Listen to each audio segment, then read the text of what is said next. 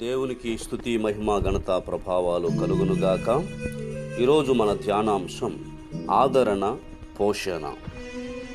యెషయా గ్రంథము 66వ అధ్యాయము 13వ వచనం. ఒకని తల్లి వానిని ఆదరించినట్లు నేను మిమ్మును ఆదరించెదను, యెరూషలేములోనే మీరు ఆదరించబడెదరు. అలాగే ఇర్మియా గ్రంథం 31వ అధ్యాయము 13వ వచనం. వారి దుఃఖమునకు ప్రతిగా సంతోషమును, వారిని సంతోషమిచ్చి వారిని ఆదరించెదను, విచారము కొట్టివేసి నేను వారికి ఆనందము కలుగచేసేదను. ద్వితీయోపదేశ కాండం 32వ అధ్యాయం 11వ వచనం.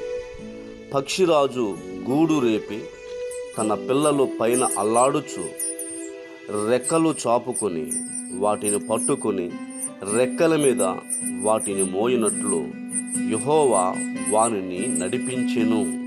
దేవునికి స్తోత్రం కలుగునుగాక. అలాగే మలాకీ గ్రంథము 4వ అధ్యాయము 2వ వచనం.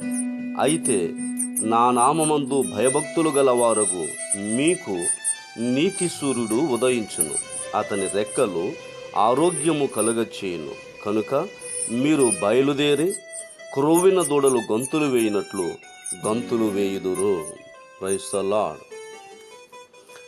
అలాగే మరి ఒక వాక్యాన్ని కూడా చదువుకుందాము. యెషయా గ్రంథం 50వ అధ్యాయము 21వ వచనాన్ని మనం చూసినట్లయితే, మరి యోసేపు తన కుటుంబం విషయంలో ఆయన అక్కడ పోషకుడిగా ఉన్నాడు. యెషయా గ్రంథం 50:21వ వచనంలో మనం చూసినట్లయితే, భయపడుకుడి, నేను మిమ్మును మీ పిల్లలను పోషించెదను అని చెప్పి వారిని ఆదరించి వారితో ప్రీతిగా మాట్లాడెను. మొదటి రాజుల గ్రంథం 18వ అధ్యాయము 4వ వచనం మనం చూసినట్లయితే, ఓబద్యా అనే ఒక సేవకుడు అహాబు దగ్గర ఉన్నాడు. అహాబు ఒక రాజు, ఓబద్యా ఒక సేవకుడు.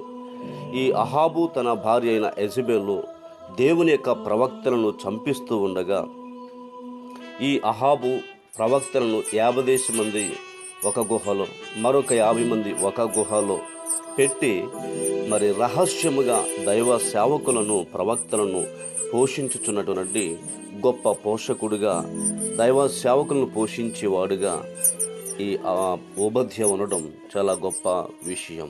దేవునికి స్తోత్రం.